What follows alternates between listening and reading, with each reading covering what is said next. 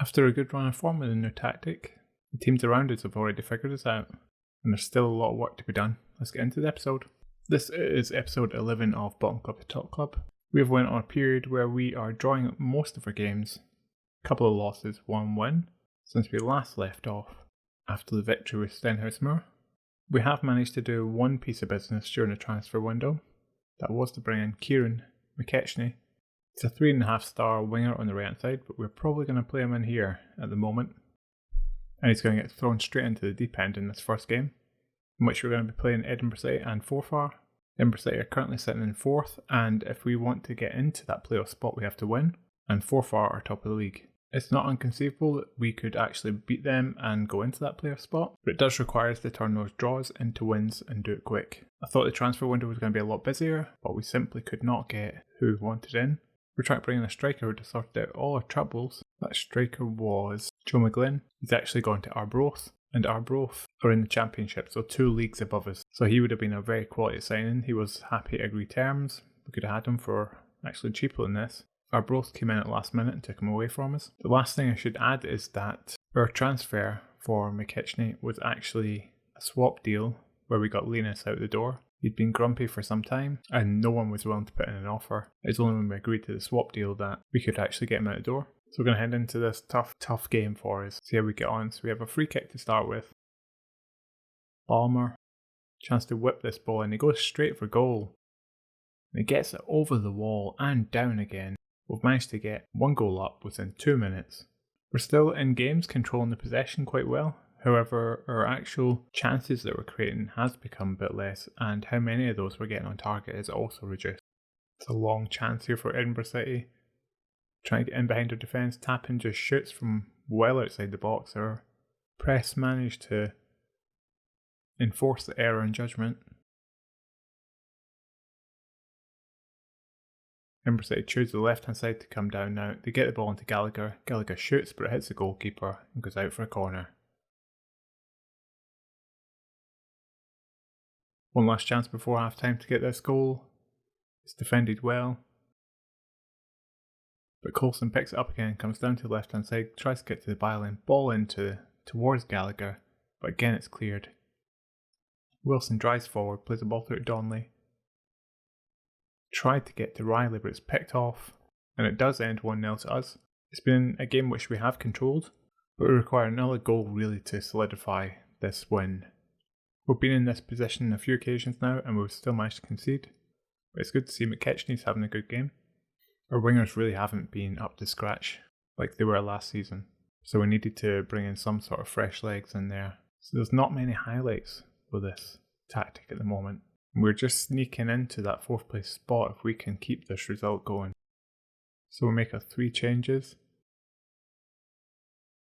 And actually I think that we're going to try and play for set pieces and reduce and increase the time wasting. It's not been a pretty month, all those draws, but we'll take a victory here. Riley tries one of his long shots. It's well saved. We get a corner. Chance to make this 2-0 at the death. Johnston heads it in. Toshney comfortably plays it back to his goalkeeper who clears it. And it's a 1-0 victory. We ended up with the same kind of shots on target, pretty much the same XG, but our new signing had a good game, as did all of our defence, and a couple of these midfielders. I'm trying to praise them a lot more at the moment just to keep the morale and the spirit up.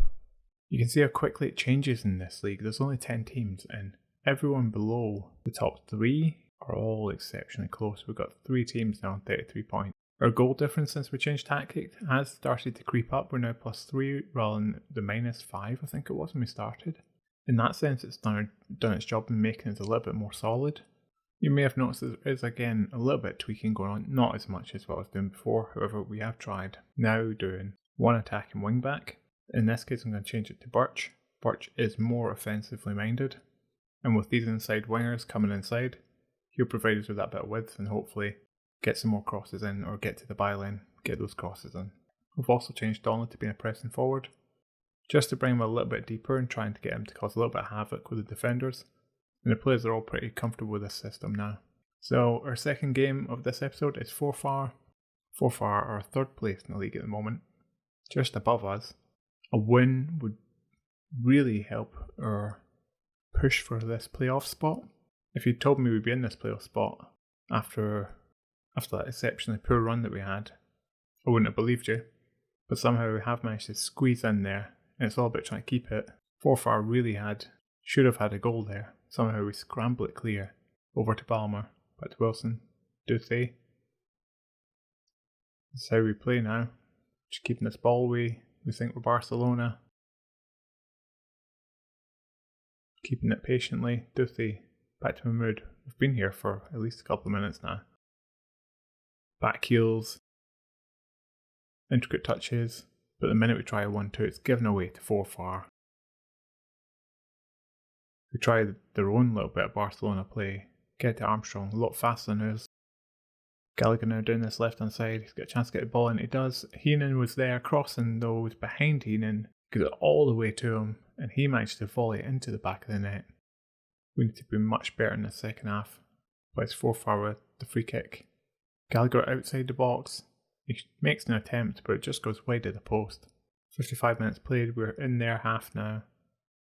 Probing for a shot just outside the box. McKechnie eventually gets one, but it's straight to the goalkeeper. Simple long ball there, cleared by Elzebedi. Duthie comes down this right hand side. Continues his run. Plays it back to Mahmood. Into Balmer. Balmer options with Riley. Riley again. All the way out to Birchness left hand side. He's providing the width and the attack. And Duthie runs in at the back post. It's 1-1. When it works, that patient play, it looks great. Really, if our striker was on top form, he would have run in there and scored that. He was just about that 6-yard box, but never even made an attempt. All of them were absolutely shattered.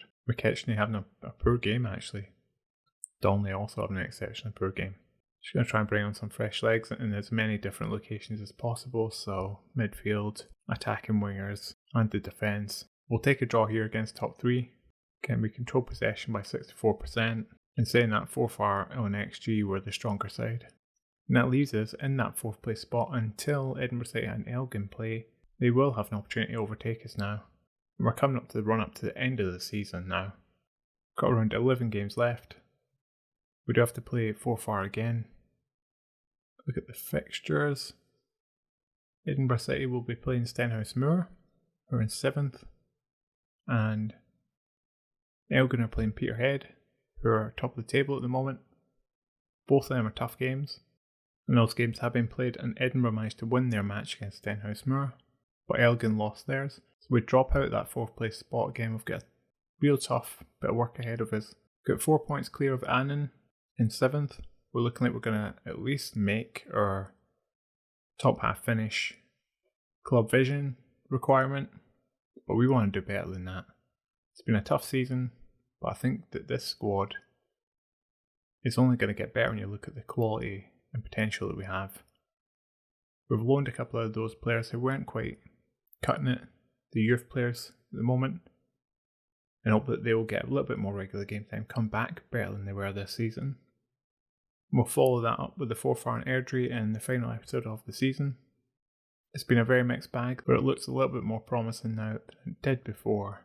So I hope you've enjoyed this episode. Please give it a big thumbs up if you have, subscribe to the channel, and thanks for watching.